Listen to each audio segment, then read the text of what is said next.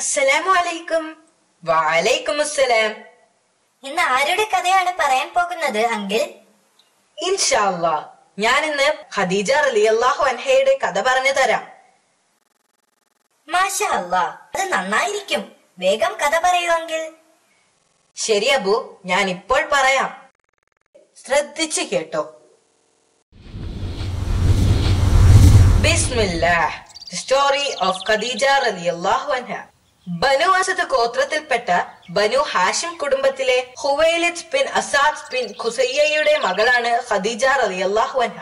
അവർ ജനിച്ചത് AD 565 വഫാത്തായത് ഹിജ്റയ്ക്ക് ശേഷം ഏകദേശം 11 വർഷത്തിനു ശേഷമാണ് എന്നുമാണ് പറയപ്പെടുന്നത്. ഖദീജ റളിയല്ലാഹു അൻഹ വളർന്നപ്പോൾ അവർ അബു ഹലാബ് ബിൻ സുറുറ എന്ന ഒരു കച്ചവടക്കാരനെ വിവാഹം ചെയ്തു. അവർക്ക് ഹിന്ദ്, ഹാല എന്നീ 2 പുത്രന്മാരുണ്ടായിരുന്നു.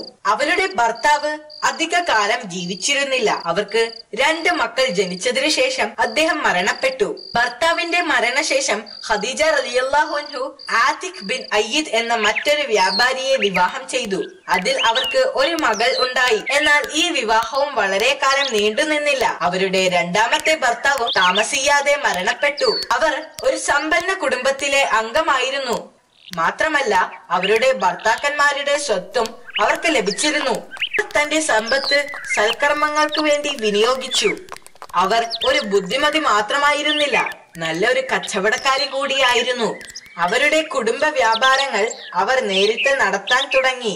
അവർ കച്ചവട സാധനങ്ങൾ വാങ്ങുകയും യമൻ, സിറിയ എന്നിവിടങ്ങളിലെ കച്ചവടക്കാരുമായി വ്യാപാര ബന്ധം നടത്തുകയും ചെയ്തിരുന്നു. അവർ ഒരു സ്ത്രീ ആയിരുന്നതിനാൽ ഈ വിദൂര ദേശങ്ങളിൽ കച്ചവടത്തിനായി യാത്ര ചെയ്യാൻ കഴിഞ്ഞിരുന്നില്ല. അതിനുവേണ്ടി അവർ ജോലിക്കാരെ നിയമിച്ചു. ദൂരദേശങ്ങളിൽ നിന്നുള്ള ആളുകൾ മക്കയിലൂടെയാണ് യമനിലേക്ക് പോയിരുന്നത്. ഈ യാത്രക്കാരിൽ പലരും ഭക്ഷണം കഴിക്കാനും വിശ്രമിക്കാനും മക്കയിൽ തങ്ങുമായിരുന്നു. അവർ മാർക്കറ്റിൽ താൽക്കാലിക കടകൾ സ്ഥാപിക്കുകയും അവരുടെ ചരക്കുകൾ മറ്റ് വ്യാപാരികളുമായി കച്ചവട വിനിമയം നടത്തുകയും ചെയ്തിരുന്നു. ഒരിക്കൽ നബി സല്ലല്ലാഹു അലൈഹി വസല്ലമയുടെ അമ്മാവൻ അബൂ താലിബ് അവിടെ ഇരിക്കുകയായിരുന്നു. ഖദീജ റളിയല്ലാഹു അൻഹയെ കുറിച്ച് 2 പേർ സംസാരിക്കുന്നത് അദ്ദേഹം കേട്ടു. അവർ ഒരു പുതിയ ആളെ അന്വേഷിക്കുന്ന കാര്യത്തിനെ കുറിച്ചായിരുന്നു സംസാരിച്ചിരുന്നത്. ഖദീജ റളിയല്ലാഹു അൻഹ തന്റെ ജോലിക്കാർക്ക് മറ്റാരേക്കാളും കൂടുതൽ പ്രതിഫലം നൽകുന്ന കാര്യം വളരെ പ്രസിദ്ധമാണ്.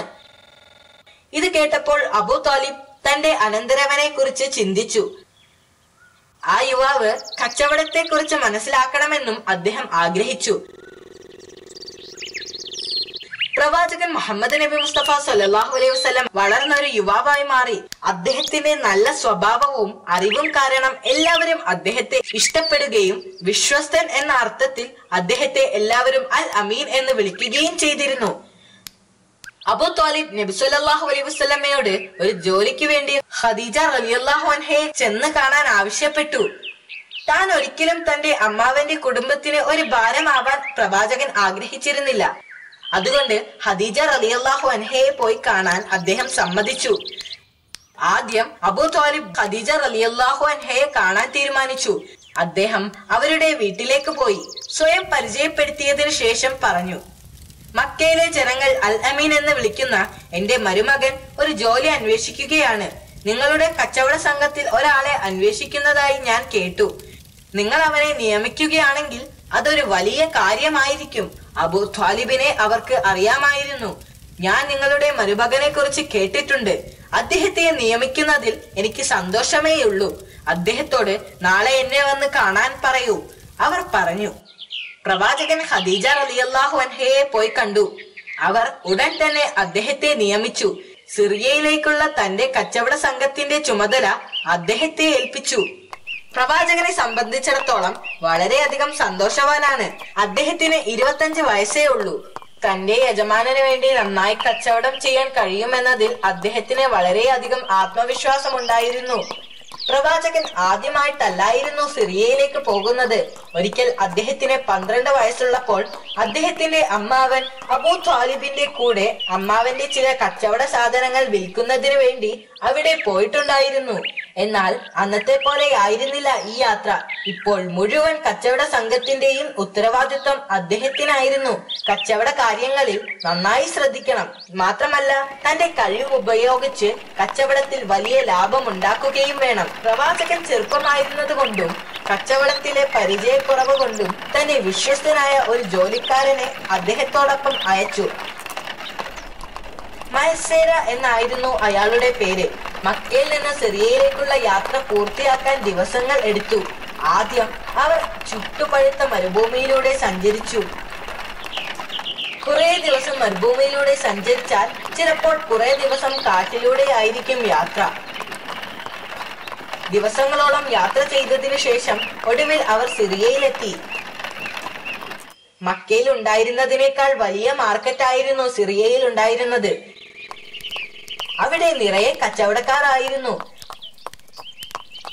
പ്രവാചകൻ അന്ന് കണ്ടതിനേക്കാൾ വളരെ മാറിയിരുന്നു ആ സ്ഥലം. മയസേര ഒരു സ്ഥലം കണ്ടെത്തി. ഒട്ടകങ്ങളെ മരത്തണലിൽ കെട്ടിയിട്ടതിനു ശേഷം ചരക്കുകൾ കെട്ടഴിച്ച് പുറത്തെടുത്ത് കച്ചവടം ആരംഭിച്ചു. താമസിയാതെ അവർ വിൽക്കുന്ന ചരക്കുകൾ എന്താണെന്ന് കാണാൻ ആളുകൾ ചുറ്റും കൂടി നിന്നു. പ്രവാചകനും മായിസാരയും തങ്ങളുടെ സാധനങ്ങൾ വളരെ പെട്ടെന്ന് തന്നെ വിറ്റു തീർത്തു. പ്രവാചകൻ സാധനങ്ങൾക്ക് വിലപേശി ഏറ്റവും നല്ല വിലക്കായിരുന്നു വിറ്റിരുന്നത്. അവർക്ക് ധാരാളം പണം ലഭിച്ചു. നേരത്തെ വിറ്റു തീർത്തത് കാരണം പ്രവാചകൻ മാർക്കറ്റിലൂടെ വെറുതെ നടന്നു.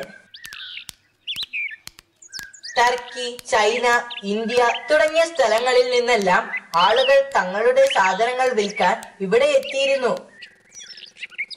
ഈ സാധനങ്ങൾ ഇവിടെ നിന്ന് വാങ്ങിച്ച് മക്കയിൽ കൊണ്ടുപോയി വിറ്റാൽ നല്ല വില ലഭിക്കുമെന്ന് അദ്ദേഹത്തിന് അറിയാമായിരുന്നു.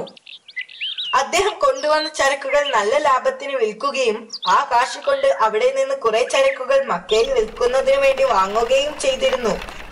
അങ്ങനെ അവർ അവരുടെ കച്ചവട ചരക്കുകളുമായി സിറിയയിൽ നിന്നും യാത്ര തിരിച്ചു.